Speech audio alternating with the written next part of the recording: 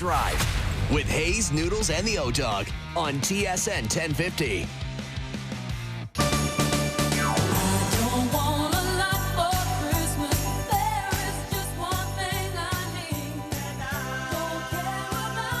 It's OverDrive, a special Christmas Eve edition here on TSN 1050, TSN's YouTube channel. And get this, TSN 1, 4, and 5. I'm Aaron Korolnik with my man Dave Feschuk from the Toronto Star, in for Brian, Jamie, and Jeff. Merry Christmas Eve. Dave, how you doing? Doing great, my man. Great to be with you. It is a special edition. It is. For us. For us. Not so special for the regulars who are probably saying, why aren't Hayes and O-Dog and Noodles here? Those guys are sitting at home, looking at the Christmas tree, maybe some eggnog in hand, getting ready for a big feast, and watching us, Dave. Yeah. So we've got to carry the mantle, carry the baton of this radio station, of this television program for the next 2 hours. We're well equipped to do so. I'm lucky I got here. I nearly got killed by a reindeer head today. Really? On my way to the studio. There was a dude, I'm not kidding you. You talk about, I'm all for people that are in the festive mood, but this dude had literally a taxidermied head of a animal that looked like a reindeer, probably more like a deer, but it was dressed as a reindeer with the red nose, and he had like Christmas lights in the antlers, and it was like strapped to the back of his motorbike. Jeez. Okay, His motorbike? and he's flying It wasn't around. even like an SUV or a truck? No. Strapped to the back of the motorbike, okay?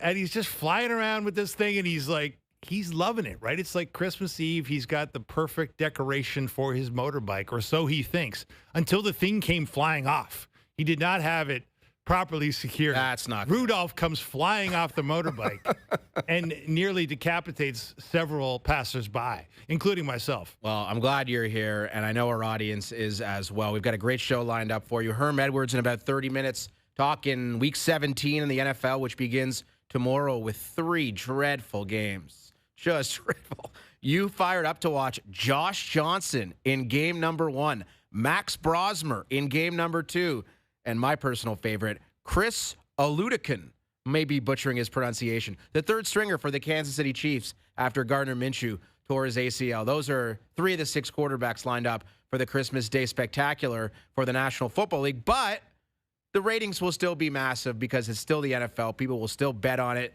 Fantasy teams in the final, and I guess that's what people do on Christmas now. The NBA, see you later, Adam Silver. Everyone's in on the NFL, in spite of the NBA having a vastly superior schedule tomorrow. I was going to say, this is the NBA's chance to at least... If they can't do it tomorrow, then they'll never do it. Take a little bit of the Christmas pie back from the NFL, who's so ungraciously stolen it from them in recent years. But because you're right, like the NFL will be the NFL. It will eat everything that it comes in confrontation with. But these are brutal games. These are essentially, unless you have money running at it, and I know you will. I will. Unless you are in the fantasy playoffs, and I know you are. I'm not, sadly. I was you were eliminated knocked last out? week. Devastating. Okay. I prefer not to discuss this on national television. Dave. My bad. Yeah. Sorry to bring it up. Did not realize it was a sore spot. It but is. now that I know, there'll be no further talk of fantasy football.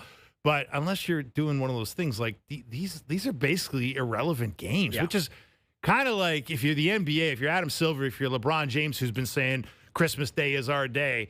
It's a little bit of karmic, comeback to say, we've got the matchup of the day, which of course is the San Antonio Spurs and the OKC Thunder, which I'm looking forward to. I'm fired up for that. Gilgeous-Alexander just won the Northern Star Award. Right. The NBA MVP, Finals MVP. The guy's got 100 straight games of 20-plus points. Incredible. Only Wilt Chamberlain has done that in NBA history. That is a ridiculous number. And LeBron, his streak of 10-plus points was, 18 years long? Yes. Just ended in Toronto a few weeks ago.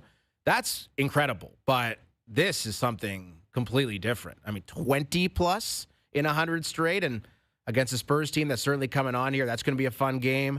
Dallas, Golden State, Houston, and the Lakers. LeBron, maybe it's his final Christmas Day. And it's crazy. The guy's in his, 23rd season. I remember him and Kobe going back and forth. Lakers, Cavs back in the day. That was the Christmas staple. But maybe I'll be watching Max Brosmer throw interceptions to the Detroit Lions defense instead of that tomorrow. Who knows? We'll have to wait and find out. It's a day to flip back and forth for sure. Definitely. One of the great sports watching days of the year.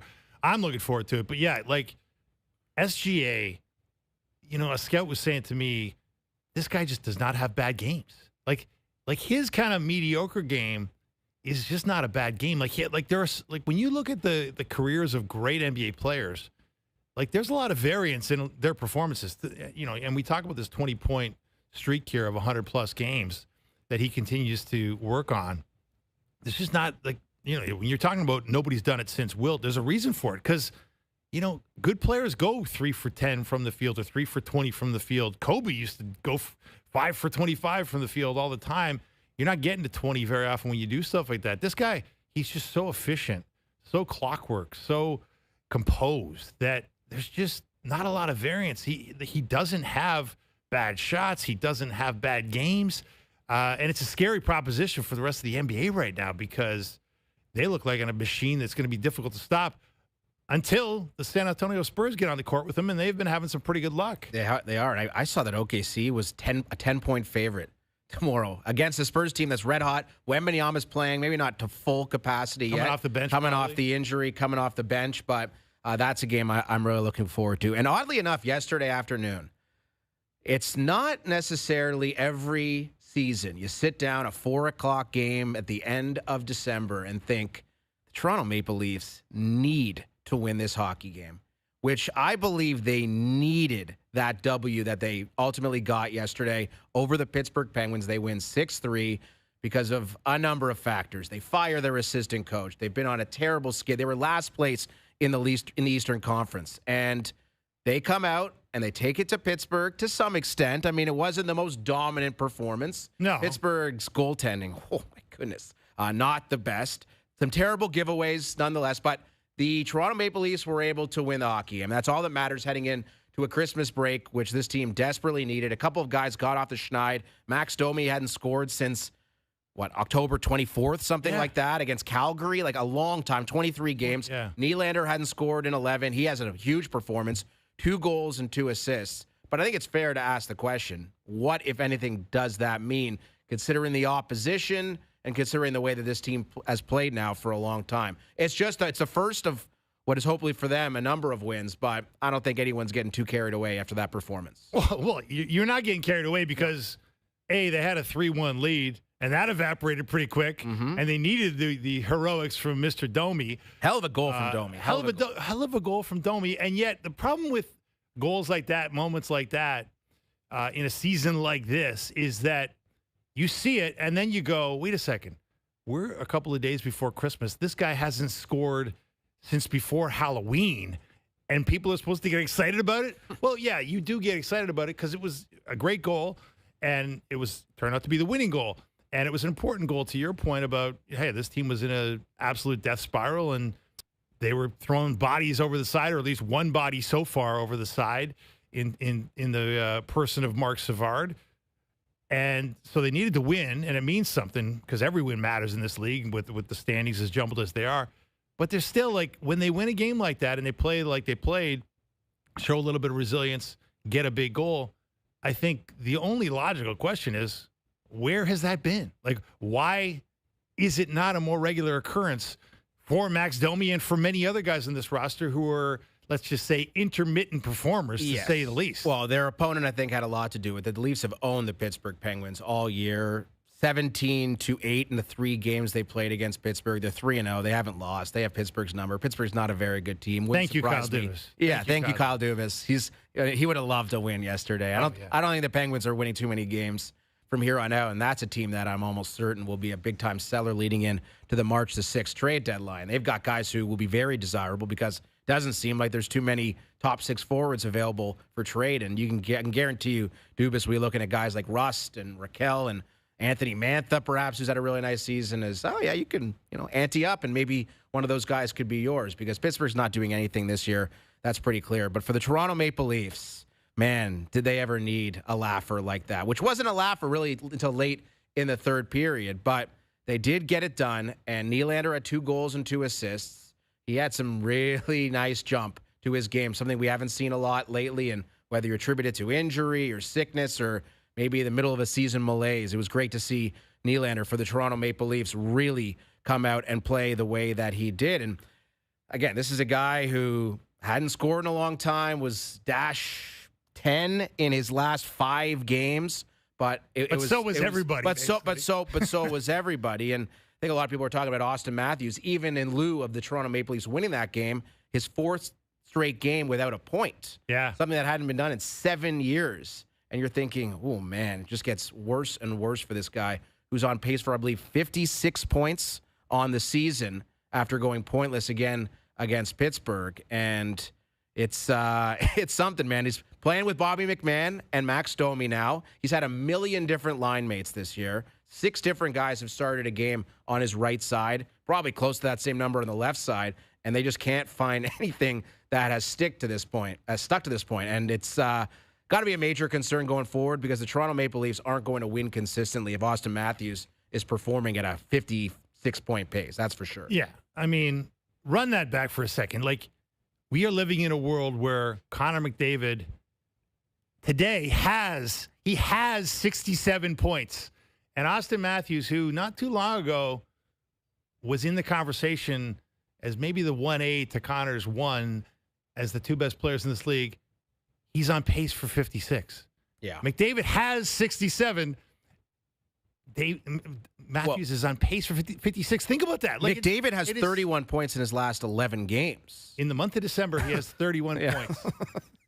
And Matthews, I think right 23, now, 24 on the season, something like that. Yeah. I mean, that's a staggering stat. It's a testament to the greatness of McDavid, no doubt, but it's also a testament to the lackluster, that might be complimentary, performance of Austin Matthews so far in 2025. Well, and that's like we were talking the other day, you and I sitting here before they fired Mark Savard about, and we had Struddy on, and we were talking about, hey, we didn't know if they were going to fire Savard. We thought maybe they would fire Berube. They had to do something to somehow jumpstart this team that was absolutely sleeping at the switch. And so we said, well, look at the model, right? The model was the Edmonton Oilers 2 years ago, 3-9-1. And what do? They fire Woodcroft, they bring in Knobloch, and it's been relatively smooth sailing ever since. 2 straight cup appearances, sadly no wins, but, an awfully good run in both those seasons. So maybe that's the model, right? Thing is, though, when you do something like that, you have to have confidence that your guy, your number one guy, has another gear, that your number one guy can carry the team if need be. Because no matter who the coach is, guess what? In this league, sometimes your number one guy has to carry you. And for the Maple Leafs, I think this is the number one issue of the season, AK. The number one guy ain't carrying him anywhere. Yeah. In fact, he's being carried by teammates that are having better years than him. He's being carried by the fact that, they've had pretty damn good goaltending when it's been good. He's being carried by the fact that, there's other issues with this team that are being highlighted, including the rash of injuries, including, the fact that a lot of people are blaming the coach, including the fact that a lot of people are blaming the general manager. But I think the general manager, the coach, everybody else around this team would also say, if they were being honest with a little truth serum, a little eggnog and rum into the system, that, hey, what do you expect us to do if our best guy, our highest paid guy, is essentially playing like he's just another guy? And the Maple Leafs have put themselves in a position here where they need to leap a bunch of teams to get back into the Eastern Conference playoff picture. You look at yesterday, everybody in the East was picking up points. So, yeah, you could win games, but you need to do it over a sustained period of time, and you're going to need some help to get back into that conversation. And for the Leafs, they need Matthews to be much better, obviously. I would say they need Matthew Knies to be much better as well. We haven't talked a lot about that. He played 12 minutes last night. Yeah. Matthew Knies, they just gave him a, $7.75 million contract extension. That's big money. And he's playing on the third line with Nicholas Waugh playing 12 minutes in what's the team's most important game of the season. That's a concern. And we were talking about this before we came on the air, the U.S. Olympic team. And could Matthew Knies be a part of it? There's no chance in hell Matthew Knies is a part of that conversation. I'm sure before the season you thought maybe if Matthew Knies continued his ascent that we saw at the end of last year into the playoffs, then sure, he definitely could be. But the way that he's played so far this year, he's definitely taken a step back, which is not unexpected, right? Young players, it's not linear, right? You don't just go up and up and up and up and up. Well, you kind of hope you hope you do in a perfect world, but that's not always how it goes.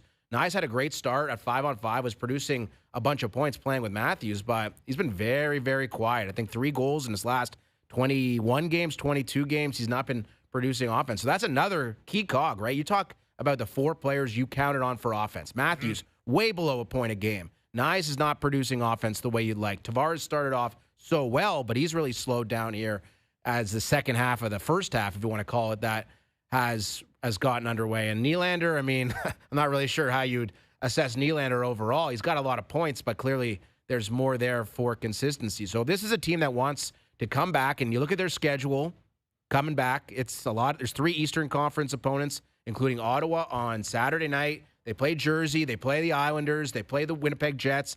There's a lot of quality teams that they're going to have to go through here, and I'm skeptical. I am skeptical, and it's great to see they beat Pittsburgh, but that's a team they've owned all year long and isn't very good to begin with. They're going to need their best players to come back from this Christmas break and be their best players once again. And if they don't, well, we know where this is going. It's the same old story, right? It's follow the money. And for years we had the obsession with the core 4 and 50% of the salary cap and all that, and it's changed now because Marner's not part of the equation because Tavares took the big, salary cut to stay in Toronto, going from what he was making to now 4.3. But you look at it, like, go down the list of their highest paid forwards, right? Matthews at 13.25, massively underperforming. Willie at 11.5. Okay, we'll leave the jury out on him. I'm sure there are nights where Craig Berube wishes he was playing a little better. Matthew Nyes, third highest paid forward, to your point. Disappointing season at 7.75.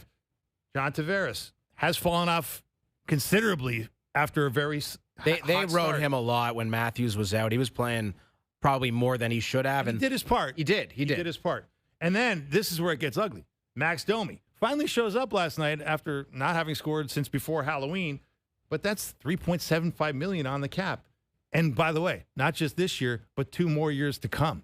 Matias Michelli finally shows up last night, scores a goal, but has been a healthy scratch for many, many games. Way too many games for a guy who makes $3.425 million. Dakota Joshua, $3.25 million. Another guy who is grossly underperformed expectations from when he was acquired in the offseason. So you go down that list and you start saying, like, how is this the coach's fault? Like, these guys just haven't dead last power play. Haven't been performing to the level they were expected to perform. Now, I'm sure you can speak to player advocates, and I know this for a fact, who will say, yeah, but the coach isn't put in a position to succeed. And look, there's always, both sides. There's always 2 sides to that story. There's always a way to point fingers, and the finger pointing's already started, and Mark Savard, took the finger to the chest in a way nobody wants to.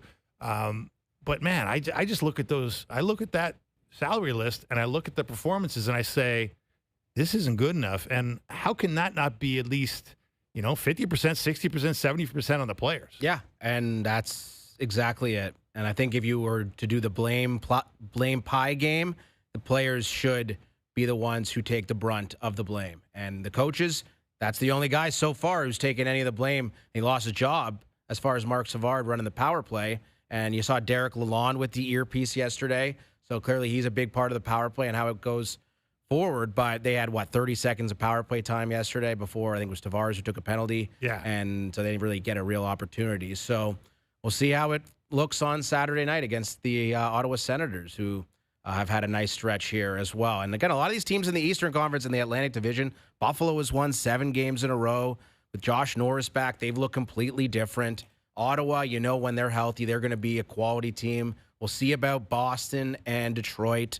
Tampa, you think, will be in the 95 to 100-point range when everything is said and done. But, again, that's where the Leafs are going to have to find themselves. And that's it's a lot of teams to climb above because those teams are now playing competent hockey as well. But that's a really good point you make about Buffalo because it's a good example of what's to come as the season creeps into the second half after the turn of the calendar, AK. It's that, Buffalo wins 7 in a row, but they're still only 3 points clear of the Maple Leafs, who've been struggling, right? It's hard to make up ground when there's so many 3-point games. 30% of games go to overtime. Yeah, it's at a record high this season. So that it's very difficult to make up ground because even when teams are losing, they're getting a point a lot of the time.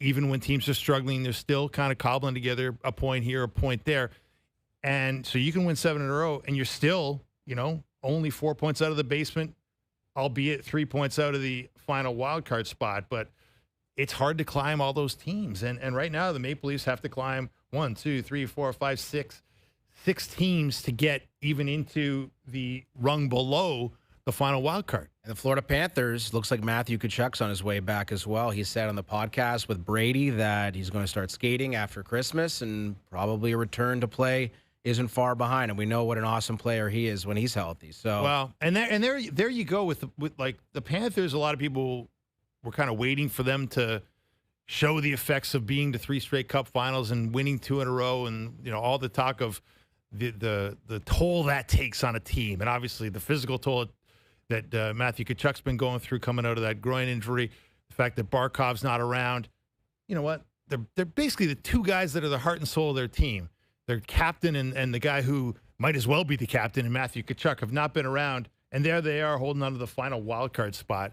Bobrovsky's not even been that good. he's been terrible. And they're still in the final wild card spot. Like that's how, like that is to me the measure of a really good team, right? Where they've got a million reasons to say this ain't our year, and yet they're still there, and there's still going to be a problem. You know it. Like, do you really, like, what will be the advantage of winning a division if the final wild card spot is occupied by the Florida Panthers, and you may have to face them? That's probably something you'd like to avoid. Yes. In a perfect world. And who knows about Barkov? Whether he comes back, I have a sneaking suspicion that he probably does when it's all said and done. Well, they haven't punted on him, well, right? that's they it. haven't That's used right. the cap space, so they're holding out hope. Exactly. If that's the case, they probably have a good idea of exactly how that's going to play out. More hockey talk ahead with Mike Johnson, our hockey analyst. We'll also talk about Team Canada at the World Juniors. What a clinic they put on against Denmark. 13 goals. Poor Denmark. Like they're playing NHL 26 on easy, just killing the Danes. So that's a good sign for Team Canada. They begin action on Boxing Day. We're looking forward to that. We're looking forward to welcoming Herm Edwards to the show on the other side, former NFL coach, player, and ESPN NFL analyst. And we will get you the picks from Team HBO and Noodleson as well. Don't think the fellas have punted on their picks. They will give it to the people. I know they are in dire need of what those guys have ahead of Christmas and ahead of week number 17. That's Dave Feschuk from the Toronto Star. I'm Aaron Karolnik. We're in for the usual trio here on OverDrive on Christmas Eve.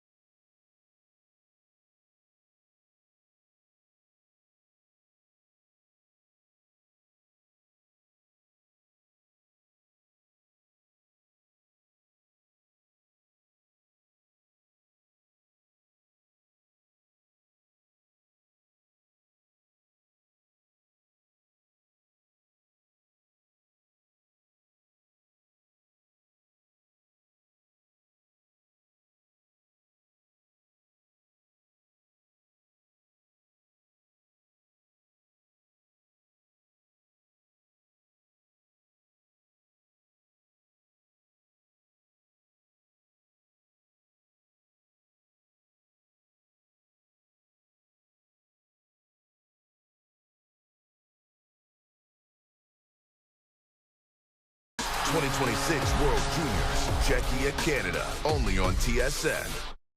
Now, back to Overdrive with Hayes, Noodles, and the O-Dog.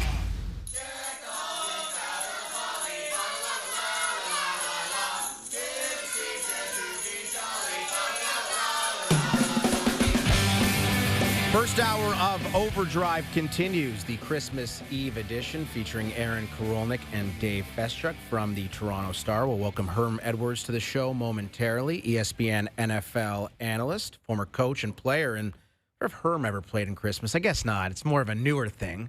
Coached on Christmas, perhaps, but the way that the schedule has changed in the NFL over the years, right? The Saturday games, the Thursday games that they put in, now Christmas games. I mean, it's just completely screwing with everybody. And we talk a lot about the NHL and just how condensed the schedule it is. And when you wonder, you look at some of the quarterbacks that are playing tomorrow, how much the schedule and how the condensation of it is affecting things in professional sports and perhaps the NFL in particular. And, of course, the extra game that they're playing now in the National Football League. Yeah, the idea that, you could expect to do what they're doing to condense the schedule. They've condensed it and then lengthen it on top of it and not sort of have some sort of effect that's negative on the health of the players. And we've heard all the rumblings about players being upset with the quality of the artificial turf fields and wanting to move to natural grass in large part because of concerns over the rash of injuries that have kind of washed over the league. All those things are interconnected, AK. You can't have everything. Yeah, and I'm sure when Roger Goodell and the scheduling committee sat down, look at this Christmas slate. We'll have the Cowboys against Jaden Daniels and the Commanders. The Detroit Lions, 15 wins last year against Minnesota, who had 14 wins last year. Oh, Mahomes on Christmas night. Taylor Swift on Christmas night. And you think Taylor Swift showing up to this game, she's like, listen, Trav, I'll see you when the season's over. I don't need to watch a Ludekin play quarterback and throw you 3 balls and you can catch one of them for 7 yards. Exactly. She's probably saying to Trav, I'll come to your last game if you promise to retire. Yeah, that's pretty likely. I think that's safe to say. Although you never really know how the plans could change, right? If Mahomes is aggressively rehabbing, and guy's already had surgery for his ACL, so I don't think it's a lock that he's just going to miss time next year. Again, what's a 9-month recovery for an ACL? And that lines up for September of next year. I wouldn't be surprised at all if Mahomes would be ready to rock, and maybe Kelsey's right there with him. Yeah. He's actually had a pretty impressive season, Kelsey. He's been much better than he was last year, at least from the receptions and the yards perspective. No, I always get a kick when I read these things that people just assume, oh, yeah, Travis Kelsey's done. Oh, is he? Have you not been paying attention? We just watched one of the great players of all time, if not the greatest, and Tom Brady play well into his 40s. We just saw a grandpa play quarterback in the NFL.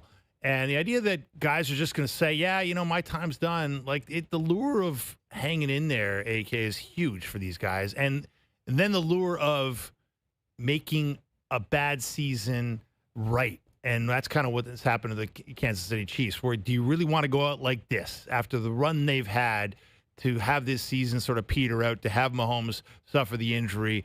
It's, I would have a hard time betting on Travis Kelsey playing his final NFL game this season.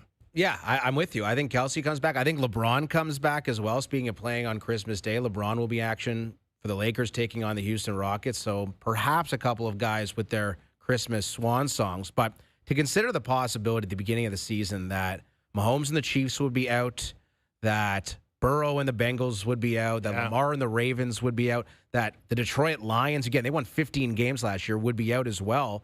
And all of those, well, certainly a number of them are already locks. A number of them could very well be locked in this week. I mean, it just sets the table for a wide open playoffs and really a perfect spot for the Buffalo Bills. We continue to go back to that same refrain, but it's true. Josh Allen's the best player in this playoffs. He's been thwarted by Mahomes and the Chiefs so many times over the years. There's no excuses anymore. If you go in and play Jacksonville or a 42-year-old Aaron Rodgers, not much more you could ask. If I told any Bills fan that at the beginning of the season, round one's against Jacksonville or Rodgers and the Steelers, they would be elated. And I don't think things should change simply because of the way the Buffalo Bills have played this year. I'll tell you what, man, you're right. It's hilarious to me. I know so many Bills fans, and I'm old enough to have lived through the 4 Super Bowls, and hung out in Western New York for a lot of those with Bills Mafia Nation, whatever you want to call it. So many of those people would agree with you. Yes, this is the year in terms of everything that's happening outside the Bills. It's lining up perfectly. But inside the Bills, there is so little faith. You're right. There's faith in Josh Allen. Everyone believes he's Superman. And James Cook, but beyond that, there's not a lot of faith. The coach, James Cook is defense. in his kitchen, but nobody believes in the coach. Nobody believes in the defense. And there's just this belief that they're going to get into a situation where it's going to come down to one drive, where it's going to come down to one play. And guess who's going to be on the wrong side of it? Let's welcome in Herm Edwards from ESPN, longtime NFL coach and player, to perhaps opine on the Buffalo Bills. Merry Christmas, Herm. How are you? Thank you for doing this. Well, thank you. I'm sorry I couldn't get on FaceTime, but I'm not at home. I'm at some in-laws' house, and background wouldn't be that good. So You're all good. You're all good, man. We can't thank you enough for doing this for us. Of course, a very busy night with family and friends. Christmas Eve is, but I'm curious to know your thoughts on the Bills. Do you view them as the team to beat in the AFC? Well, I think they have a chance. Look, I'm going to say this, and so I hope the fans understand. Josh Allen is he's my favorite player. I mean, I'm biased when it comes to Josh Allen. I just wish he had a better supporting cast, and that there lies the problem. He has a really good runner in Cooks, but when they break the huddle, no one scares you except for Josh Allen and Cooks, to be quite honest. Defensively, they're a little light up front. They can't stop the run on defense. They're 30th in the league. That's not a good number to be at, especially now when the weather changes, because running games and obviously good defense propel you to win playoff games because of the elements. And so, they're going to play Philadelphia, who's a team that has struggled some. I mean, their record is 10-5. There's a reason they earned that 10-5 record. Coming off a Super Bowl win, but they've struggled as well. They don't stop the run very well, so that's a good thing for Buffalo. They're 21st in stopping the run, but this will be an interesting game. They're 10-5. The Buffalo Bills are 11-4. I do believe they're one of the better teams on the AFC side of it, but I just worry about, can two players on offense carry them through the playoffs? Yeah, no, that's a huge concern, and obviously, Herm, we live in the Bills region here in Toronto, and a lot of people follow this team very, very intensely. The other concern from a lot of viewpoints is the coach, who's had his list of career clock management issues going back to 13 seconds, the infamous 13 seconds against the Chiefs a few years back, and there's a feeling that Sean McDermott maybe isn't cut out to be a guy who can carry a team or coach a team, X and O a team to a Super Bowl.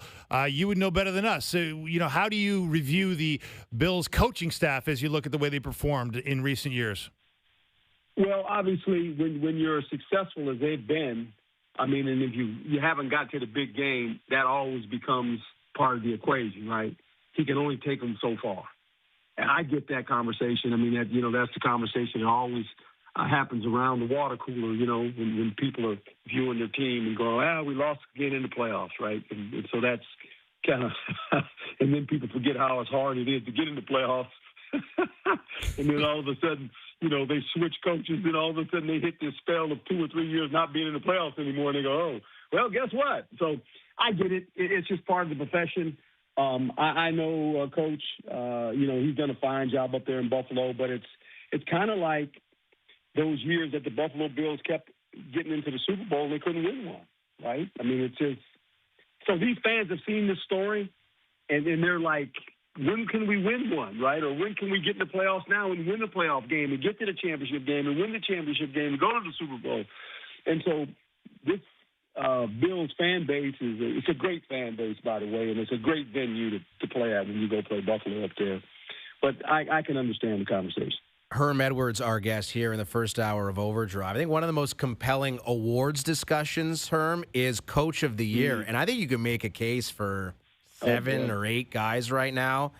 Denver and New England and Jacksonville, certainly the Seattle Seahawks at the top of the NFC, the Bears, Maybe Dave Canales and the Carolina Panthers, if they can win the division. How about what Shanahan's done with the San Francisco 49ers? When you look at that race, is there one name that sticks out as someone maybe who's done the best job and should be the coach of the year? Well, I think all of them are worthy candidates. There's no doubt about that. I mean, when you can look at the transformation of what they've done in Chicago, I mean, yeah, it's like, wow. I mean, they're in a division where you got the Green Bay Packers and Detroit Lions, and I can promise you, all these gamblers, if they would have bet on Chicago being in first place, they'd be rich right now. No one did it, especially in the NFC North, right? No one anticipated them to be 11-4, so you got to give them a lot of credit. San Francisco, I say that in a sense. They were beat up early in the season. They were wounded. Haven't played with both of their starting receivers since the season, right? And McCaffrey has been kind of the workhorse for them on offense. Defensively, they're good, but when they've only got 18 sacks as a defense, I mean, and they sit here at 11-4, and maybe the best division in the NFC. When you think about the Rams are sitting there at 11-4, obviously the Seattle Seahawks are 12-3. So those two to me are the coaches, in my opinion. Not saying those other guys aren't worthy, but I'm just looking at what they've accomplished. Where the 49ers being beat up in Chicago, I mean 11-4. It's like, wow. That's really good for Chicago Bears, by the way. That quarterback took 68 sacks last year now. Yeah. Remember that? Same quarterback, 68 sacks. Yeah, it's incredible. It is incredible. Herm, we were just talking before you came on about the NFL. They take over whatever they want to take over, and they've taken over Christmas Day from the NBA. And yet, you look at these three games; they're not exactly marquee matchups given the form of the teams in question: Cowboys, Commanders, Lions, Vikings, and then what was supposed to be the feature game, Broncos, Chiefs at 8:15. It was supposed to be Mahomes against Knicks. Yeah. It was supposed to be Taylor Swift in prime time. What do you make of the Chiefs, Herm, when you think about, Mahomes coming off the ACL coming into next year, Kelsey, 36 years old, there's speculation about whether this will be his last season. If you had to put money on that, you talked about betting, if you had to put money on it, if Travis Kelsey will play his last game this season or will he continue, which way would you be swinging? I think if he watches, I know when I retired, I watched myself play, and I knew how I wanted to play and what I had done in the past, and I looked at myself on film, and I said, I'm done. I don't want to put that on film anymore. Right. That's not who I am. And that was just me personally. That's how I did it. And I retired. I didn't get cut or anything like that. I retired. And I walked into the coach's office, and he said, what? And I said, yeah, Coach, I'm done. I'm going home. He said, well, we got 8 games left. I said, nah, Coach, I'm done. I'm good. I left. So, I mean, I don't know how he's going to come about doing that. I think Mahomes he'll be fine next year. I mean, Brady went through this. Adrian Peterson went through the same injury. They got to address their offensive line. There's no doubt about that. They got to fix that. They've got to get some complementary receivers. That are. They got some okay receivers, not great. I mean, they're okay. They're flashy at times. Defensively, they were pretty good. But I think this team, along with the Eagles, that have a little bit of this, they're tired. When you think about all the games these guys have played in the last 4 years, all the added games, playoffs, Super Bowls, it's a tired team. This is what happens when you continue to go into the playoffs and you get to the, to the finals and you go to a Super Bowl, you become weary. It's a lot of extra games over 4 years. Eagles are feeling a little bit of that too when you watch them play. So I just think they'll find a way to get it fixed. They have Mahomes coming back, but will they dominate like they did for that run they had again? I don't know about that. We'll have to wait and see. Herm Edwards with us here on OverDrive. It's also bowl season officially underway, and I'm curious to know your thoughts on Fernando Mendoza. Had such an incredible season. Yeah. Do you look at him as a franchise quarterback in the NFL, Herm? Well, it's first of all, there's not 32 franchise quarterbacks. Let's make that perfectly clear. There never has been.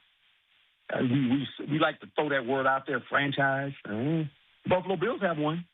They got one for sure. I don't know. I think he's talented. I love him as a person. But time will tell. Now, he'll get drafted. I mean, there's not a big quarterback class, right? There's not a lot of quarterbacks, so they get shoved up. There's probably in the league right now, there is probably 7 or 8 teams that need a quarterback. So guess what? They just shove them up. They get pushed up. Sometimes that's a good thing if it works. Sometimes not, right? Because then you got a guy, first-round pick, high pick, and the pressure's on the guy right away. Some guys can deal with the pressure. Some cannot. We've seen this story before where guys haven't dealt with it first couple of years, and they ship them off. Baker Mayfield happens to be one. There's a bunch of them that have kind of resurrected their careers after they were somewhere else and it didn't work out for them, and they went, I got to go somewhere. Jared Goff, found the landing spot. I mean, there's a handful of them. So we'll just have to wait and see what happens here. Coach, thank you so much for doing this on Christmas Eve. We can't thank you enough for your time. A very Merry Christmas, Happy Holidays to you and your family, and hopefully we can catch up with you again down the road. You guys have the same. Thank you very much. Thank you. That's Herm Edwards from ESPN. What a guy. Herm Edwards. Inspiring guy. He fires me up just listening to him talk. Yes, very much so. We should give the people what they want, and that is the official picks for the OverDrive competition between Team HBO and Team Noodleson. And I'm going to read them out, Doogie. Is that right? Okay, let's do it. So the Cowboys and the Commanders is the first game tomorrow. Team Noodleson is on Dallas, minus the points, 7.5. Oh. And it's up here on TSN 1, 4, and 5. Lions and Vikes for Hayes, Bro, and O. They're on Detroit. And then Team Noodleson, everyone's back in the big favorites. The Broncos, minus 13.5 at Kansas City. So those are the Christmas games. There are 2 games on Saturday as well. Texans at Chargers. HBO's on Houston, plus 1.5. And Ravens and Packers. Packers, minus 3 for Noodleson. And the last 2 picks, Bears at Niners, HBO on San Fran minus the points, and the Eagles at the Bills. The Eagles plus the points for Luke and Noodles. So, interesting. Where do you stand on that Philly-Buffalo game? Jeez, that's Bills at home are tough to beat. They've been good at home. They have been good at home. And, I mean, I don't know what to make of Philly. I don't want to count out Philly.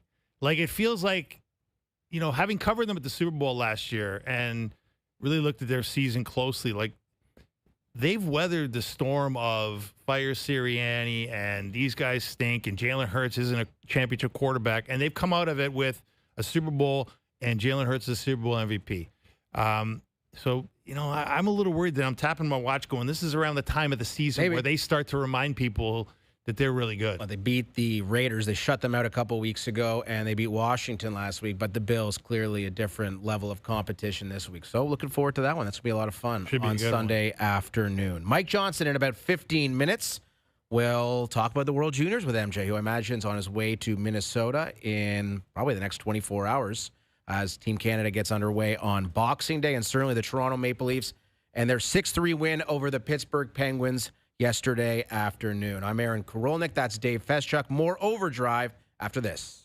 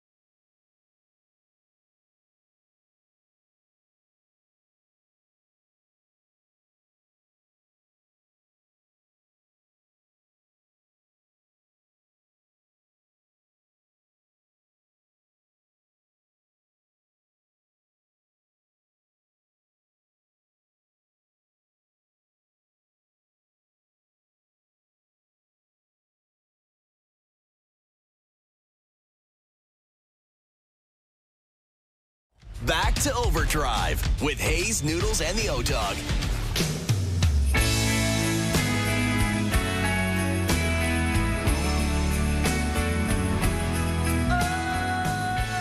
Overdrive continues the first hour here on TSN 1, 4, and 5 on TSN's YouTube channel and TSN 1050. Korolnik Festchuk with you until 6 o'clock, and then the Christmas Eve festivities kick off. Very exciting night of sports. Not so much. It's a night meant to spend with family and friends, Dave. That's why they don't have any sports on, and except that game in Hawaii where they play, I don't know, Cal versus whoever else. But there's nothing else going on. It's a beautiful thing.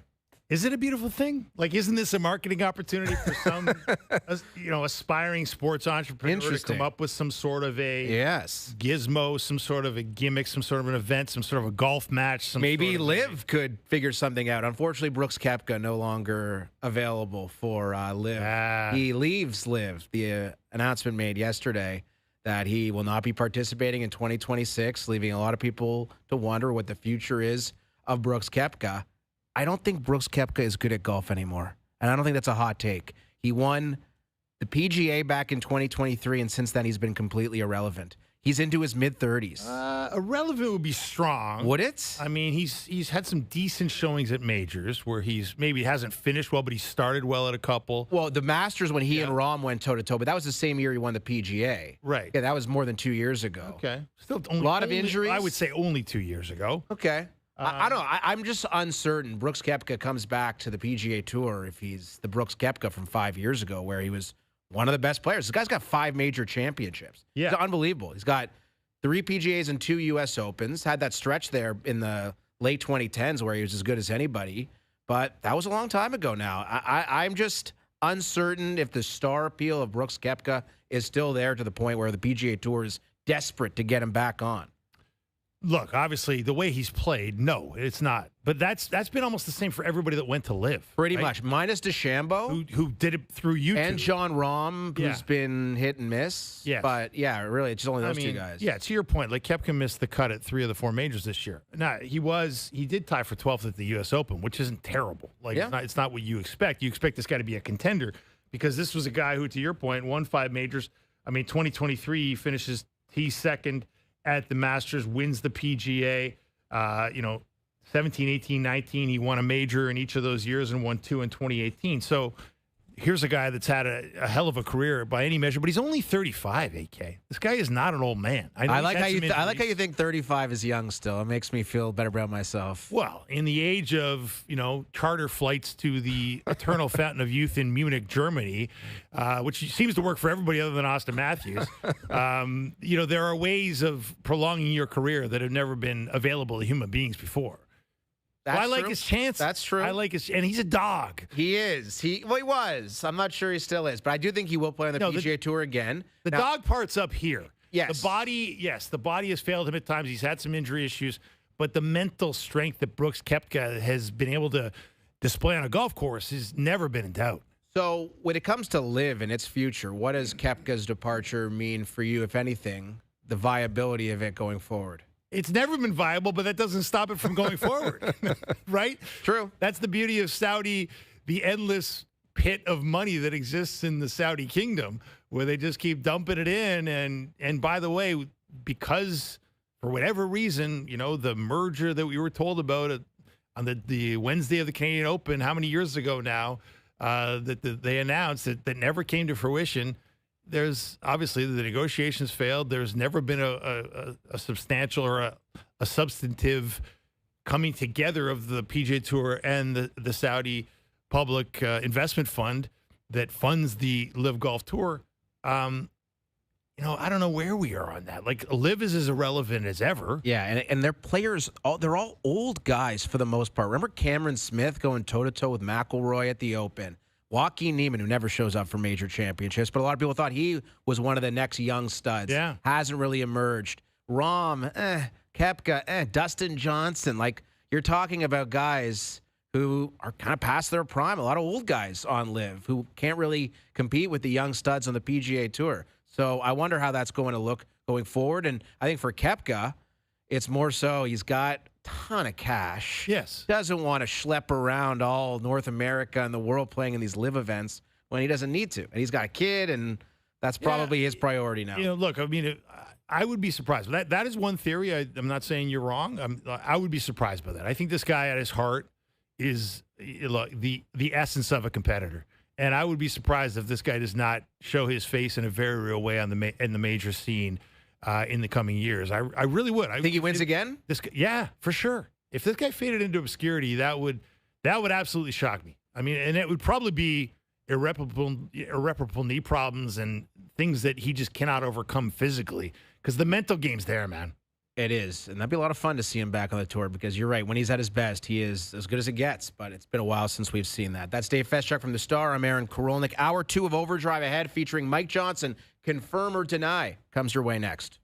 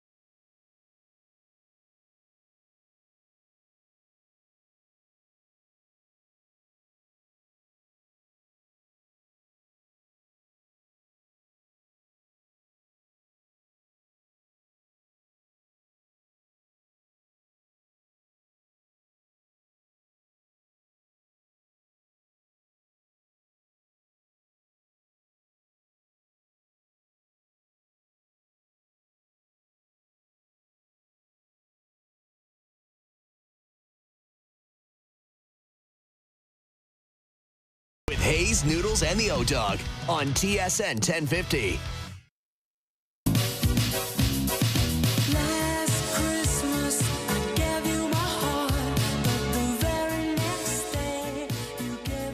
Second hour, Christmas Eve edition of OverDrive continues. TSN 124, TSN 1050, and on TSN's YouTube channel. Aaron Korolnik, Dave Feschuk with you until 6 o'clock. We're brought to you by FanDuel, bringing you more ways to play your game your way. Mike Johnson coming up momentarily. We'll talk about the World Juniors with MJ. We'll talk about the Leafs' big 6-3 win over the Pittsburgh Penguins. And one question I'm going to ask MJ. The Buffalo Sabres are on fire, 7 straight wins. Better chance to make the postseason, Buffalo or Toronto? Odds exactly the same on FanDuel. Where would you lay your money? Are you serious? Isn't that a testament to where the Maple Leafs are and how they're projected going forward? Buffalo's look great. I mean, you win 7 games in a row. Obviously, you look great. They're healthy, which has been a major complication for the Sabres this year. But the Leafs, they're getting healthy too. I mean, Chris Tanev was back in the lineup yesterday, and doesn't sound like Brandon Carlo is far from coming back either. You get those guys back. Anthony Stolarz, who knows? You're pretty close to 100% health for the Leafs. Where would your money go on FanDuel, Dave? Look, man, I grew up going to Buffalo Sabres games. I got a big piece of my heart that cares about that franchise and cares about that town, and it's a great hockey city. But I can't bet on the Buffalo Sabres because I'm aware of recent history, not to mention fairly ancient history. They haven't been good in an awfully long time. 2011, the last time they made the playoffs. Exactly. It's the most despicable streak in all of professional sports at the moment, I do believe. And so I'm not betting on them to break out of that this year. No, they don't have to make the playoffs. They just have to beat the Leafs. I think you said better chance. Better chance to make the playoffs. Yes, but I guess doesn't one of them have to make I guess that would be fair. Maybe the better bet is cash. Maybe the bet is neither makes the playoffs. That might be the better bet. Yeah, I think because so. the point, we were just talking about in the previous segment, like, they win 7 in a row and they're still on the outside looking in. It's not like you can just catapult all the teams in front of you. And the Leafs are going to face the same problem. You can win a bunch of games in this league right now and still kind of hang around at the basement because it's just so hard to make up ground. And so I think both these teams are facing the exact same problem. Well, it's incredible. You look at what Edmonton's done here, and they are squarely back in the playoff picture in the Western Conference. McDavid and Draisaitl in the month of December have been otherworldly. Oh. I mean, it's a legitimately legendary performance from those two guys. McDavid himself has 31 points in his last 11 games, which is a staggering number. Had 5 assists last night alone. And, I mean, say what you will about the goaltending that's plagued the Edmonton Oilers this season. Doesn't really matter who's in net if you're getting that type of production from your best players. You're having 5-point nights on a regular basis. Yeah, that's very much scary stuff, man. It's incredible. And it speaks to the relentlessness of McDavid and Draisaitl. Like, those guys just have another gear that I think there's only one other player in the league that I think kind of shares it, and that's Mr. McKinnon out in Colorado. Yeah, I saw that McKinnon is plus 45 on the season. What? And I know plus minus, maybe an antiquated stat. We don't look at it. And, of course, he's got all those goals. But his 5-on-5 production this year has been nothing short of ridiculous. What a Hart Trophy showdown between McKinnon and McDavid. And I guess we get to cheer for them both for Team Canada coming up in February. Let's head to the Maple Toyota hotline, catch up with TSN hockey analyst Mike Johnson. Hello, Mike. How are you? What's up, fellas? Happy holidays, Christmas Eve, whatever it is we are celebrating. Good to be with you. And is it possible? We didn't think we'd be here, but is this a fair question? Is this the greatest Connor McDavid has ever played? It's like the fact that I'm even suggesting this, given what he has done at other moments in his career. I see that he has the most points now with 67 before Christmas in the last 25 years. 67. That's an $8 million player. He's played 35 games. It's just insane what he's doing. And yes, to contrast their power play in Edmonton with some of the struggles we've seen here in Toronto, it's insanity because those guys, the feel they have to snap it around, to move it around, to score goals. Draisaitl 3 power play goals last night. McDavid with the 5 points, you named it. Incredible stuff. But yeah, they are. Would it surprise anyone if they win the division? I don't think so. I think they're probably even money with Vegas to win the division. Well, MJ, it is astounding what McDavid's done. He's 31 points in the month of December, but it is his third career 30-point month, okay? Which is tied with, get this is from the NHL media guys this morning, which is tied with Yzerman and Jagger for the 5th most in NHL history. And the only guys ahead of him, of course, played in much livelier puck times with goaltenders that stood up. So, I mean, it's astounding what he's done, but he's done it before, is the only point I would make. Yeah, right. But I just like the pace. He's like, I think I saw him hit like 25 miles an hour on a rush last week. The driving, just flying by players in the NHL. It's always a stark reminder. Okay, the NHL is supposed to be very difficult, and the margins between the best players and the players who are not the best is not as big as you'd think. But then you watch him skate past players, you're like, he looks like he's 10 years old, and he's the one kid who can skate on a whole bunch of guys who can't skate backwards yet. The margin between his fastest and everyone else's fastest feels like it's as big as it's ever been. And I'm not talking about fastest skater competition, but fastest with the puck, fastest going around guys, the stuff that he can do. Amazing. And he has found his second, third, fourth year after what was a pretty pedestrian start by his standards, but now he is absolutely rolling. And I don't know if it's just his internal drive, his desire to be another Stanley Cup run with Edmonton. Is it Nathan McKinnon and the quiz master asking questions like, who's the greatest player in the world right now? Like, I don't know what those guys do, but I know Michael Jordan took that stuff personally, and it would not surprise me for a second if they would never admit it. They would never even acknowledge that they even heard it. But the fact that the conversation, who's better, McKinnon or McDavid, if you're the guy who's usually number one, that could motivate you a little bit. Yeah, that's going to be a pretty good power play in Milan, those two guys together. And throw Sidney Crosby out there, Cale Makar. Good luck to the rival nations. Well, it wasn't long ago we were talking about the Leafs and the Oilers in a similar light. The early part of the season, the two teams were struggling, and the difference is Edmonton's star players have become superstar players once again, and the Leafs players have kind of languished the way that they have, save last night where Nylander goes out and has 4 points. But Dave and I have been talking a lot about last night's win for the Leafs, what it means going forward, the Eastern Conference playoff picture, Mike. Where do you think things stand for Toronto now that they made the call on Savard and we're seeing different line combinations? We're seeing a lot of positivity from the room after that win last night, but just how much positivity do you believe there should be from this hockey team going forward? Well, I mean, they should feel good because they won a game, and they've been 3 games since they won. And in their defense, they played hard against Dallas, and that was a good game. The 5-1 was not probably representative of the game, but they're not in a point where they can take moral victories. They look how good we played, even if we don't win. And you have to look at the entire picture when you're sort of basing your framework about how good you feel about the Leafs going forward of the year. And for the year, the numbers don't lie, and the numbers are not kind. All, whether it's shot shares, expected goals, high danger chances, whatever it might be, power play. There's a lot going on for Toronto that they need to fix beyond beating Pittsburgh, a team that's won 1 game in their last 10.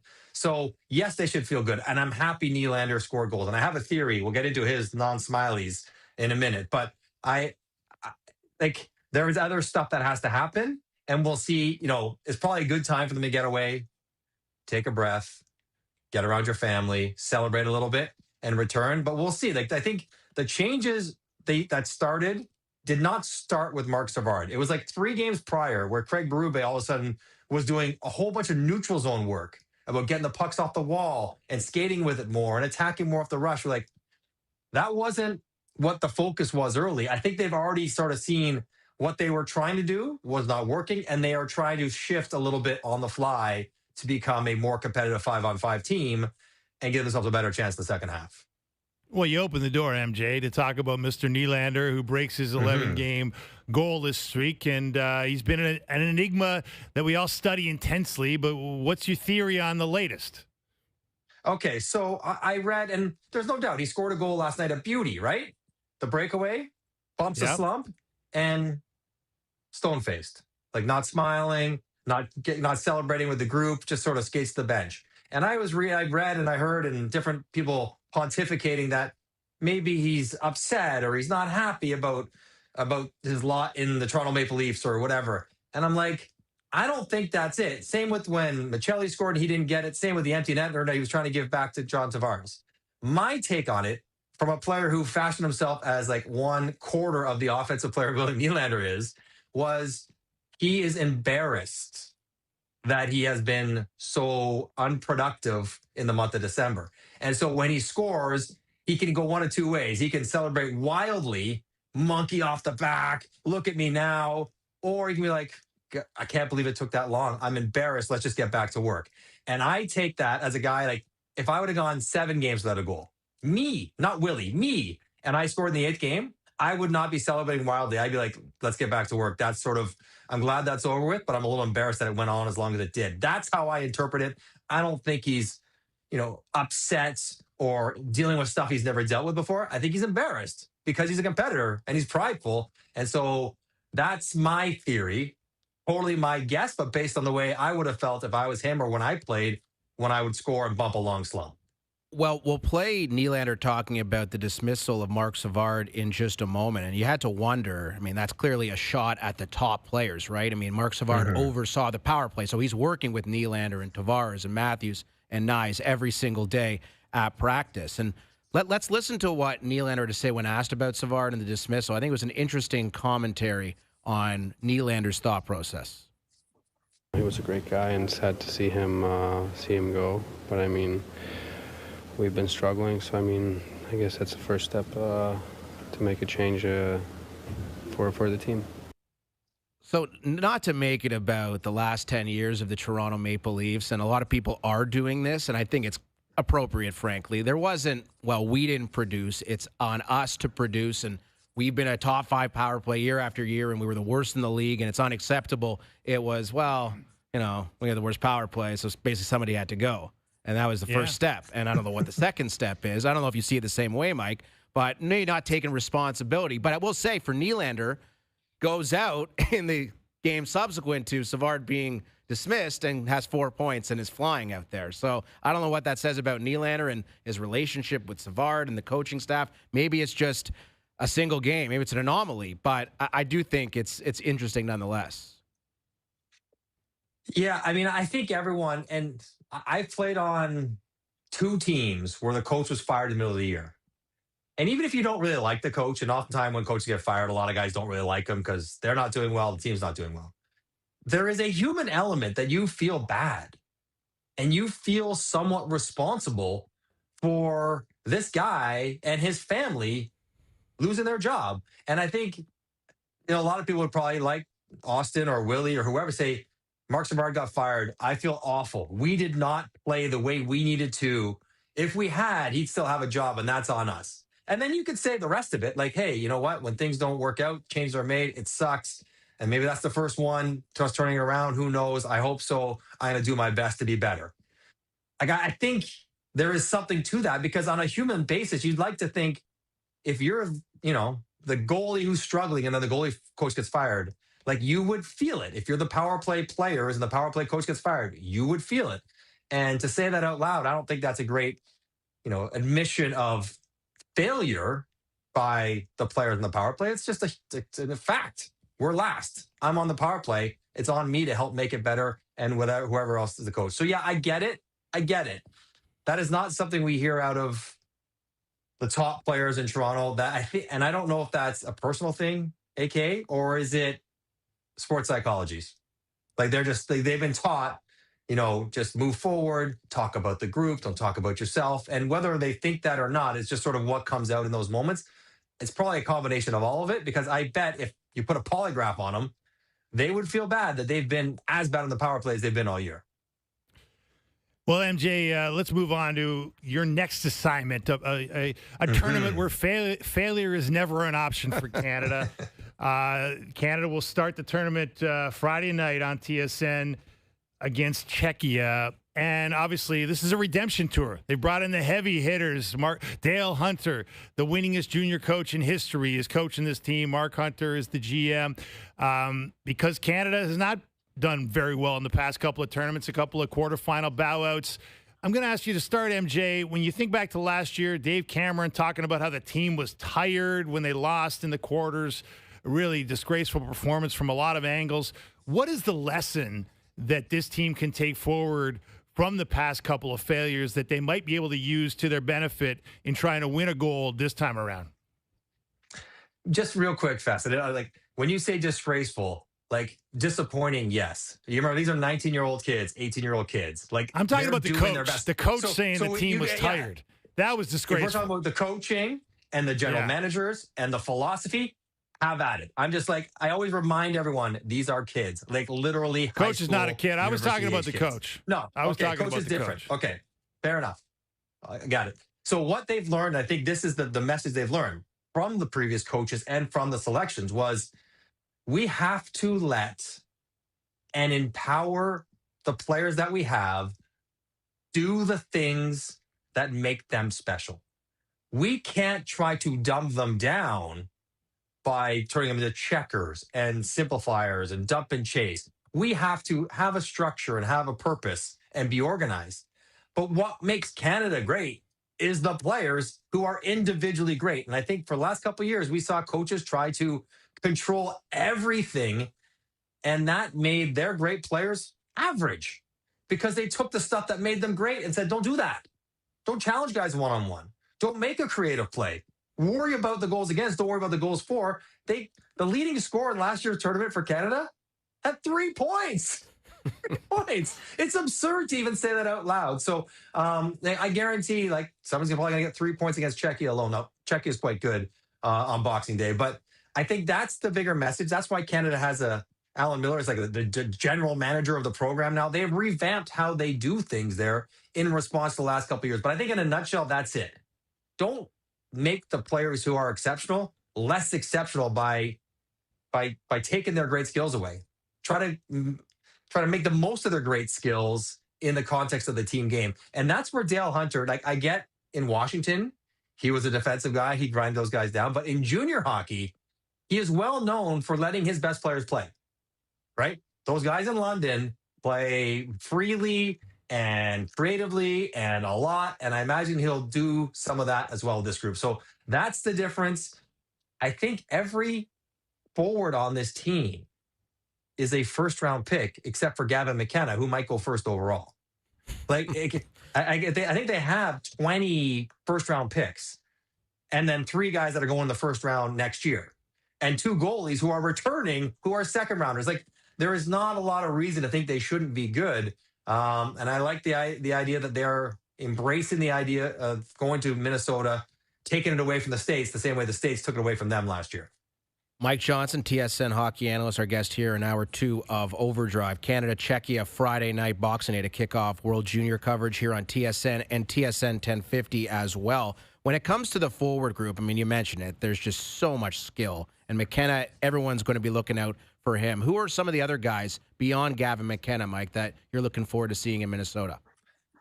Okay, Michael Misa, who lit up the Ontario League last year with Saginaw playing with Zane Parekh. He was the outstanding player. He's an NHL player, an 18-year-old playing for San Jose. He's been injured, but he's going to be their number 1 center. I want to see him go because I think he has just a huge amount of skill. I think Tej Ginla is fascinating. I've never seen Tej play before. But of course, Jerome's son, prolific scorer who's battled injuries. So we'll see what he can do.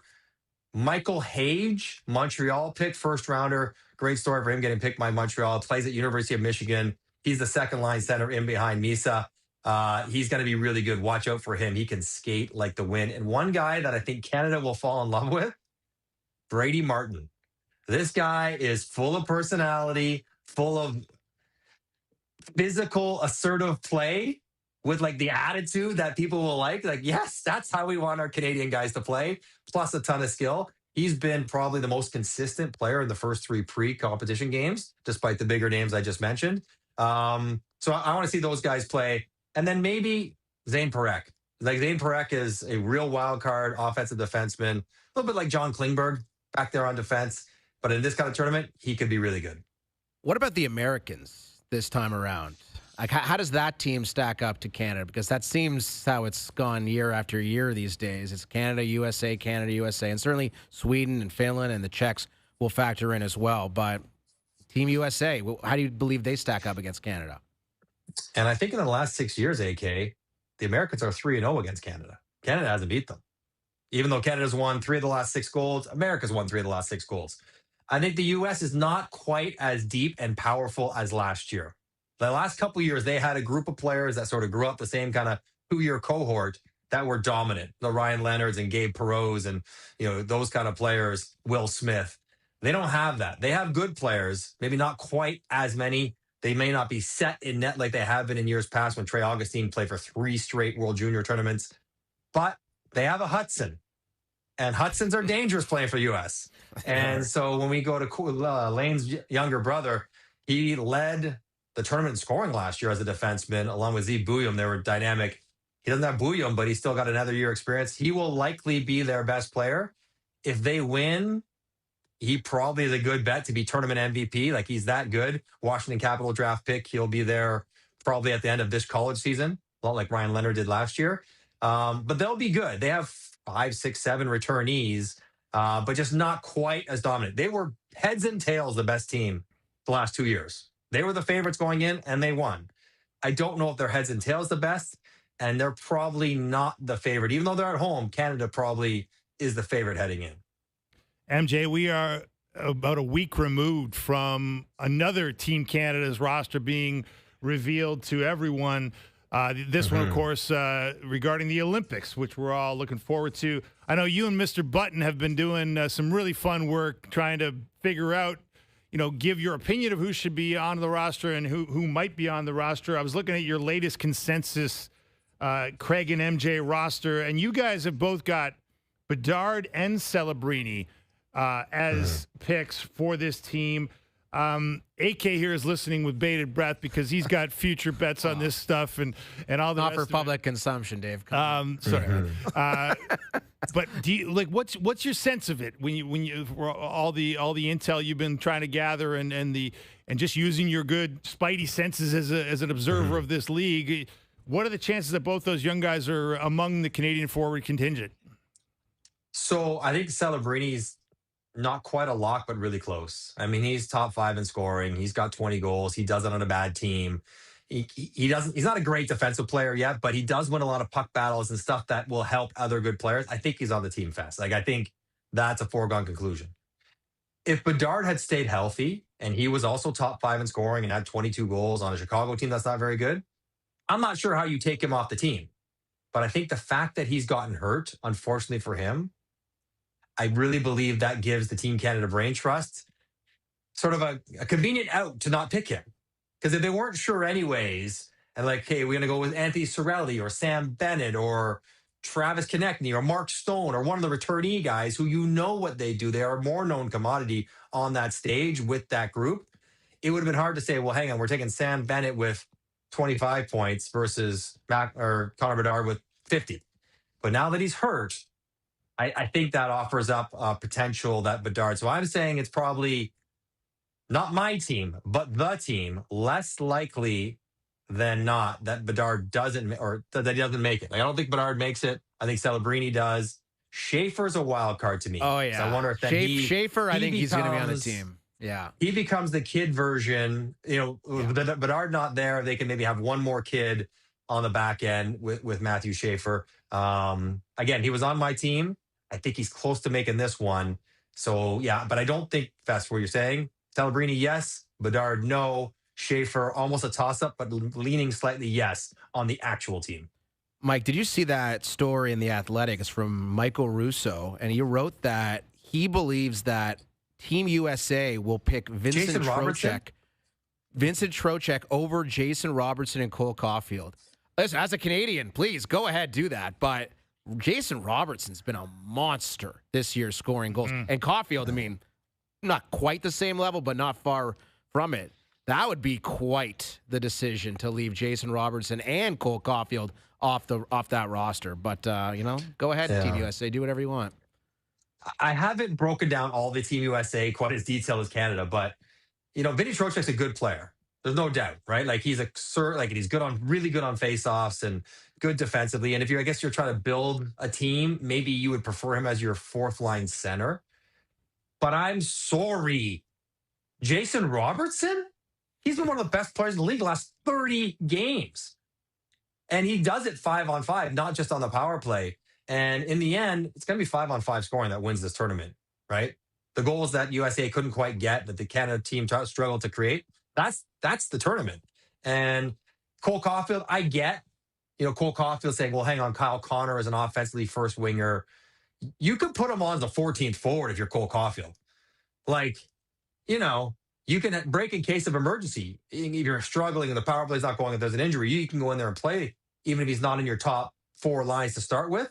I want skill, AK. Give me talent. Give me goals and creativity. And Jason Robertson can be a good defensive player. Cole Caulfield, he's probably not there yet, but Robertson is stunning to me. I don't know. Is Brock Nelson on there? Tage Thompson? Like, how they round out that roster, I'm not so sure, but it feels like they really want to run it back with largely the Four Nation team the same way they played last February. So we'll see what happens, because I think there's 3, 4, 5 guys that probably deserve to be bumped up ahead of maybe a Trocheck, JT Miller, whatever.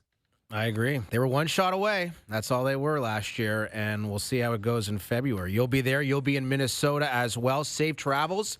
Happy holidays. Merry Christmas to you and your family, Mike. And we'll see you in Minnesota on Friday night. Oh, all right. Cheers, MJ. Here we go. Now we're talking. It is. Here we go. I'm done. Talk to you. I can have a drink. Yes, you can. You enjoy it, buddy. Thank you very much. That is Mike Johnson. Happy holidays. See you later. Joined us on the Maple Toyota hotline. Get in and go where adventures take you in a new 2025 Tacoma from Maple Toyota near Canada's Wonderland and the Maple Auto Mall. Visit mapletoyota.com. I do recall many years ago, the early days of this radio station, there was a morning show that during the holiday season decided it'd be a good idea to do a lot of drinking on the air. And not that Mike was drinking. He clearly held off till the conclusion of this radio hit, but that can be problematic with live microphones, Dave. So that's why Mike's a responsible individual and a true professional. Looked like you had a nice little cocktail cooked up. Jealous. How many more minutes do we have left in this show? Was that like a Negroni? Maybe it was an Aperol Spritz. I don't know. That looked good, though. Looked really good. Doogie, text MJ and find out what he was drinking there. I'm curious. Maybe I'll make one of those for myself later today. We still have confirm or deny to come, plus my FanDuel best bets. The second hour of OverDrive continues with more after this.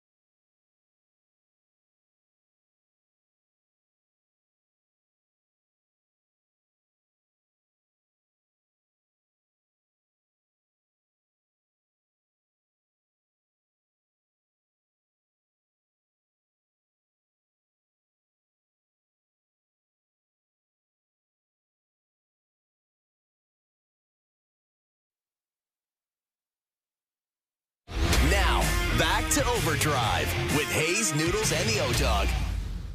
I can neither confirm or deny that this is in fact a segment. Boston trades Andrew Raycroft to Toronto in exchange for the rights to Tuukka Rask. It's been my honor and a privilege to serve as the general manager of the Toronto Maple Leafs Hockey Club. It's time for Confirm or Deny. Do you regret giving all those gentlemen the no trades or no movement clauses?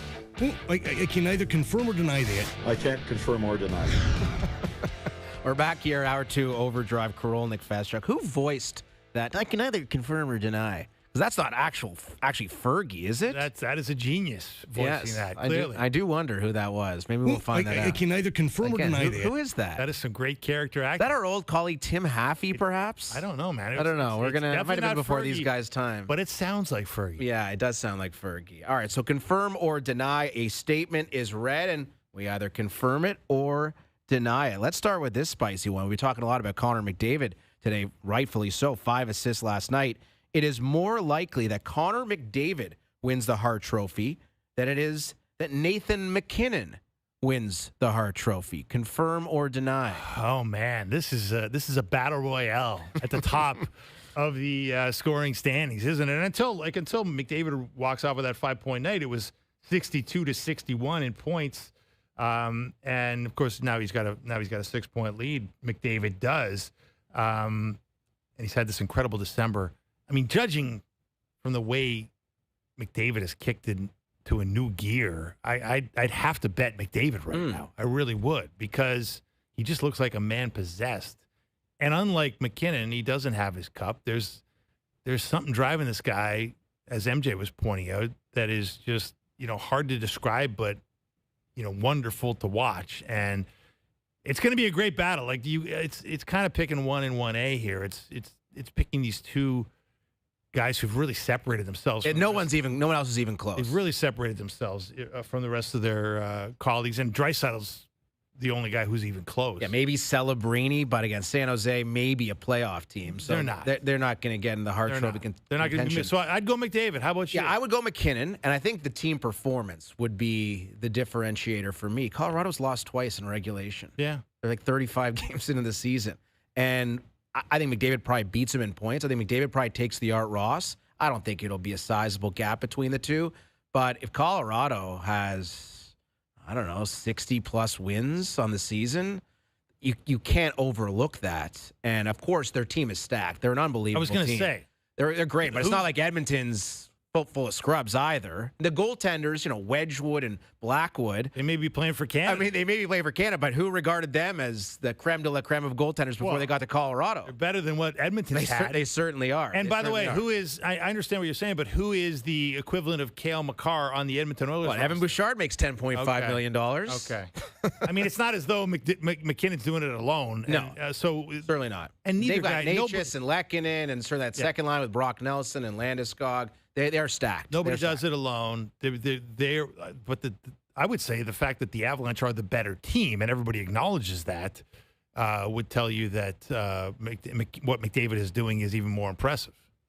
Confirm or deny, Dave, Craig Berube and Brad Treliving will finish this season in the same roles they are currently in. I'll confirm it. It's going to be by the skin of their teeth, I think. But I do think there's not a lot of appetite to fire a coach who's in the second year of a 4-year deal. You think it's a financial decision? It's not strictly financial. It's not strict, but you cannot ignore the financials. Okay, you pointed out the other day, like this is an organization that since the new ownership took over, they've been lopping off the presidents of the teams who made a lot of money and not replacing them. They've been cutting costs in many other ways. The idea that you're Brad Treliving and you're going to go to the board and say, yeah, I want to fire a guy who is a year and a half into a 4-year deal. You're going to have to pay him this. Plus, we're going to have to bring in a new expensive guy to replace him. Oh, and by the way, I can't guarantee you that when you do that, this team's going to be one wink better than it is right now because they may be a lost cause. That's not exactly a great sales pitch, which is why the status quo to me will probably hold. I would love to be able to answer this question after this 5-game stretch they have coming out of the Christmas break. They play 3 games in 4 nights, all against Eastern Conference team, 2 against Atlantic Division teams. I am with you. I think they both will survive this season, but into the offseason, if things continue to trend in the direction they're trending. And personally, I don't really see the Toronto Maple Leafs becoming a playoff team this year. I'd be really surprised if that happened based on what we've seen. I suppose stranger things have happened, but if you miss the playoffs, if you're tree living in Berube, you are going to have some difficult questions to answer from Keith Pelly. But I'm saying they'll finish the season. I'm with you. I didn't say they're going to do well in the offseason. How about game one of next season? Right. Might be the better question. That's a different question. It is. All right. The Buffalo Bills, confirm or deny, Dave, should be considered the favorite to come out of the AFC this season. It's a deadlock confirmed. Because who else is there? I mean, you look at, Denver's got the great record, but Denver's unproven. I mean, you talk about a league where you can't win without a great quarterback. Is Bo Nix even a good quarterback? And didn't look like it last week. As our man Herm Edwards said, like, his favorite player is Josh Allen for a reason. He is the only great quarterback still standing in the AFC now that Mr. Mahomes and Burrow and Lamar Jackson is not what he was.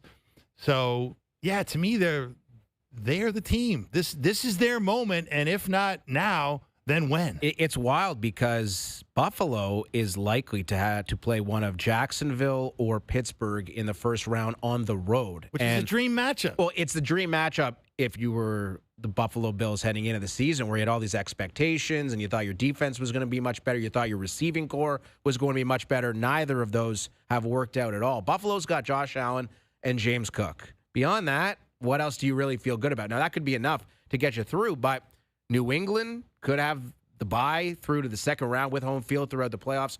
So could Denver. I would confirm it as well, but very, very narrowly. And I think it has more to do with the lack of quality and, really, frankly, quantity in the AFC as opposed to anything that Buffalo has done. That's a big factor. Yeah. And the unproven nature of the Patriots, of the Broncos, of the long list of teams that haven't been there. And nobody's been there because the Chiefs have been there every year, dominating this conference. And now that they're not here, it's the Bills' moment. So let's talk about the Toronto Raptors. We haven't talked much about the Raps today. They beat Miami yesterday, and this coming off an 81-point performance in their previous game against Brooklyn. And the Raptors now 18-13, so pretty damn good record considering what we expected from this team. Probably about a 500 team coming into the season. Let's talk about this one. I hate to be so negative in this festive season and kind of Grinch-like, but if the Toronto Raptors, confirm or deny, don't make the playoffs, Darko Rajakovic's job as the team's head coach will be in serious doubt, confirm or deny. Oh, I'll confirm that. I'll confirm that for sure because, look, this team's shown you that it has a chance to be something in a wide open Eastern Conference. You talk about a wide open AFC. The NBA Eastern Conference is a whole different level of wide open. Like Boston is having an unbelievable season. Nobody gave them a chance to do anything. Yeah. You lose Tatum, trade Porzingis. You're like, this team's rebuilding, and all of a sudden they might be a top 3 team in the conference. Right, and they really handed it to the Raptors the other day. They did, for sure. Without Jaylen Brown. Their other best player. So, yeah, I think.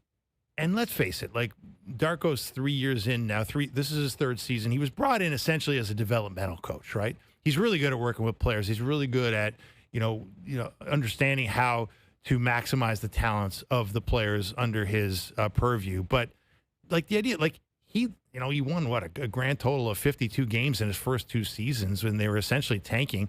Now that they're a contending team, like they got 81 points the other night, and everybody's blaming, well, they don't have R.J. Barrett.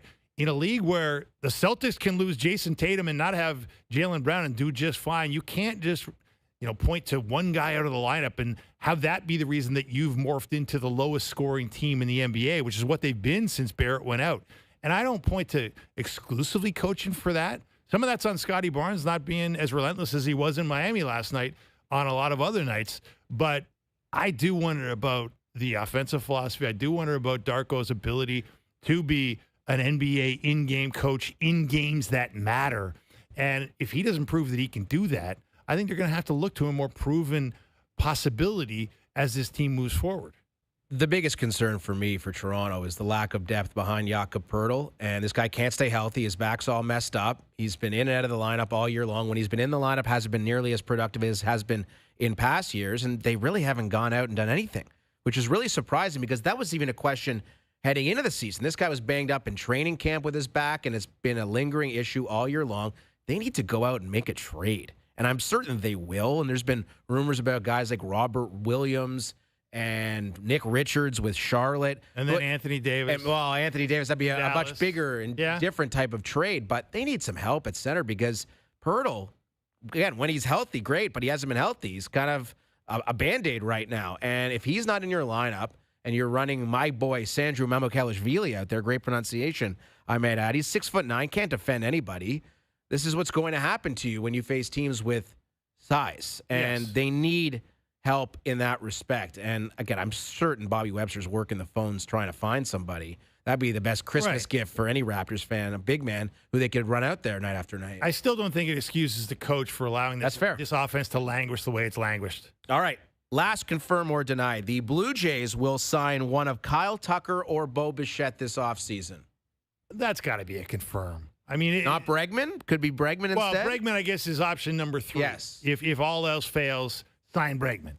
Okay, which is probably doesn't suit Bregman very, very well to be the third option of these 3. But, I mean, I think expectations have been raised here in Toronto, right? There's a feeling that you got to get one of these guys. I do think no matter what happens, there'll be real disappointment if Bo Bichette isn't brought back because there's a real connection there. Maybe more sentimental than, hard statistical, but I think people in this town really have an affection for him. I think Vladdy's got an affection for him, given they broke in together. And I think they'd be missing something. They'd be losing something if they do not bring him back. But they got to get one of the 2. You would think so. Or I think Bregman would be fine, too. Again, he's a great defender. But he's not Tucker. He's not Tucker, no. But, again, I don't know how this is all going to play out. I feel like it's almost like a musical chairs type thing where the Yankees are going to get somebody. The Dodgers are probably getting one of these top free agent bats somehow, some way. Just how they always pull it out. Would you be stunned if they signed Tucker to a 3-year, $100 million contract, something like the Red Sox did with Bregman with opt-outs, and Tucker makes a bunch of money for a couple of years and then goes back to free agency in a couple of years? I wouldn't be surprised by something like that. But the Blue Jays need a big bat. And I think they've done a good job with the rotation. They bring in Rogers to augment the bullpen. I think that's fine. But they would be relying a lot on guys like Clement and Barger and Jimenez and Anthony Santander. And Springer to do what he just did. I mean, maybe it happens, maybe it doesn't. But I'm all for recency bias. But do I expect Addison Barger and Ernie Clement to play 162 games this coming season like they did in the postseason? I'd hope so, but I'm skeptical that's the case. George Springer to repeat what he just did. That was 3rd in Major League Baseball in OPS last year. That's not happening again. There's no way. So you take Bo Bichette off that team, you still need someone in the middle of that lineup. Santander, maybe he can give you 30 bombs, maybe. But that's still a big question mark. Barely played last year. And he can't play the field. And I think they're probably going to have to play him in the field, which is going to be horrifying. Did you watch him play the field? Sadly, I did. Yeah, it was scary. Scarred from that. It was scary stuff. And you're right. I agree with you. And look, even if you want to believe George Springer could do it, you have to plan for him not doing it. Because it was only a year before the last year that a lot of people, very informed observers of the sport, looked at him and said, this guy's finished. Now, great on George Springer for having the incredible renaissance and the, incredible, heart and soul year that really was the main propeller, I think, of it was an incredible season. The home run he hit against Seattle, unbelievable. To your point, to expect him to just repeat that at this age, given the health history and all the rest of it, is just crazy. So, to me, Tucker has to be priority number 1, and I think they've really got to get it done if they're serious about being a World Series contender. And they are going to spend their payroll. I don't feel any sadness for Rogers Communication, how much money they made in the postseason last year. They were raking it in night after night. The ticket sales, the merch, everyone's got a Blue Jays hat. But that's going to be a very expensive baseball team next year. Over $300 million. They can afford it. They've never done that. Oh, they definitely can afford it, and they should afford it. They should invest that money that they brought into that baseball team because the American League East is going to be very, very challenging. Baltimore's not going to suck like they did last year. Tampa's always in and around 500 at worst, and the Yankees and the Red Sox will be spending too. So they're not spending like they were. No, they're not. And this is the Blue Jays are the big spenders. That's what I mean. Like when the Yankees are sitting there crying poor and they're kind of carrying the commissioner's water because there's all this the war drums of labor unrest are beating, and there's talk of a salary cap in the offing, and the commissioner wants to point out to everybody that, hey, we don't make as much money as you think we do in this sport. Players, we got to batten down the hatches here and be cost certain. That's why we need a salary cap here. That's why we got to make this viable for the future. Look, that's Rogers and Toronto's chance here to say we can be the outliers and say, we'll do that later. We're not interested in a cap right now. We want to win the World Series that we left on the table this past fall. And they're very well positioned to do that this year for sure. The way that this team looks, and again, they've got some expiring deals like Gosman and Springer coming off the books after this season. If there is a 2027 season, who knows with the labor unrest that you brought up. But great opportunity for the Jays, and I'm with you. I think one of Bichette or Tucker will be in Toronto to start the 2026 MLB season. I'm Aaron Karolnik. That is Dave Feschuk from the Toronto Star. We'll be back with our FanDuel best bets to wrap up today's show after this.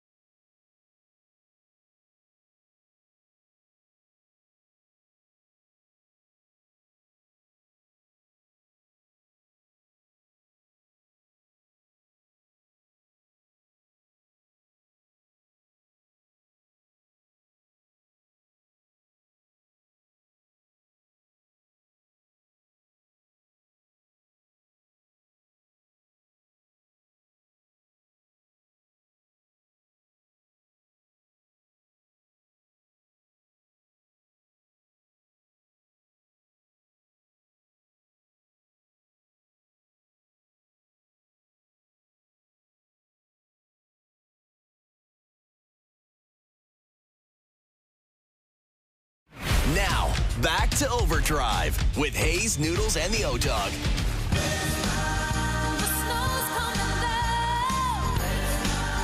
All right, it's time now for today's best bets. They're powered by FanDuel. Make your picks and assemble a same-game parlay in seconds on the FanDuel Sportsbook app. All right, we've got 3 underwhelming NFL games tomorrow, but that doesn't mean you can't make money betting on them with our friends at FanDuel. So here's how we're playing it.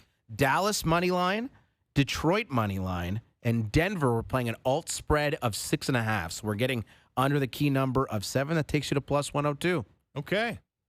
What could go wrong? Plus 3 money. heavy road favorites on a short week. Seems like a recipe for disaster. Who's most likely, Dave, to stage the upset here? Is it Washington led by Josh Johnson, Minnesota led by Max Brosmer, or I'm not even going to try to say the third-string quarterback for Kansas City's name. They're not beating Denver. It doesn't feel no like chance. it. But Washington or Minnesota, better chance to win tomorrow. I mean, it feels like the Lions are vulnerable right now. They blew the big one to Rodgers in Pittsburgh last week. Like maybe all hope is lost in Detroit, and this could be kind of so many injuries. Yeah, they've had a ton of injuries. They're not running the ball like they did early in the year. I think the effects of losing the 2 coordinators are finally coming home to roost. I'd go Vikings on that one. Kind of like Brosmer. Do you? Bit. No, actually, I think he's horrible. Okay. But he started a few games now. He still has Jefferson and Addison. Those guys are there. So maybe Washington. Josh Johnson's 39 years old. Our friend Mark Dominic drafted him in Tampa like 2 decades ago. You're trying to get me excited about this slate, but Yeah, there's 6 teams playing, and only 2 of them have winning records, AK. Today's best bets powered by FanDuel. Every NFL Christmas Day game is available on the FanDuel Sportsbook app. Please play responsibly. 18 plus, physically located in Ontario. Great sports day, Christmas. NFL all day, NBA all day. You need multi-screen action. Think about that. The NFL's got 2 teams with winning records playing out of 6. The NBA's got 9 of their 10 teams have winning records on the Christmas slate. How about that? Maybe the NBA's coming back. Who knows? Maybe. I doubt it. Yes. I doubt it. But, man, that Spurs Thunder, SGA versus Wemby, 2:30 p.m. That's going to be a fun one. Dave, thank you for being with me for the last couple of hours. Thanks to Doogie, JP, Sean, everyone behind the scenes. And on behalf of everybody here at TSN 1050, very safe and happy Christmas and holiday season. The OverDrive crew will be back on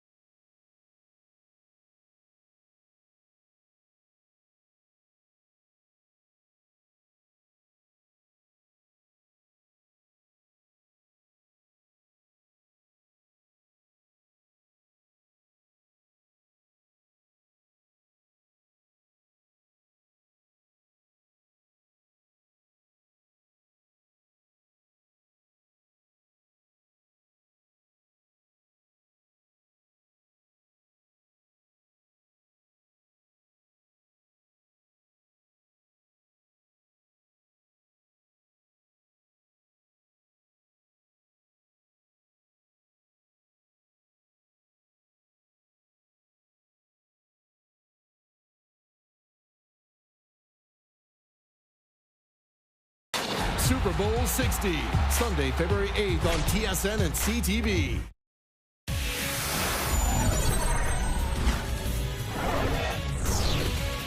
Hello, Canada. Welcome into SportsCenter. Wesley Chang here with you. We kick off today's Christmas Eve edition with a spotlight on Team Canada at the World Juniors, who wrapped up their pre-tournament schedule with a dominant 13-2 win over Denmark.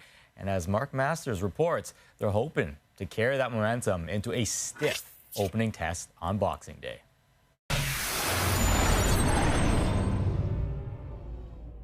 Team Canada's players enjoyed a day away from the rink on Wednesday, a chance to catch their breath and relax before the intensity rises and things get going for real. The Boxing Day opener this year carrying a little extra meaning. We're excited, obviously very confident. I think we're itching, obviously losing to Czech back-to-back years.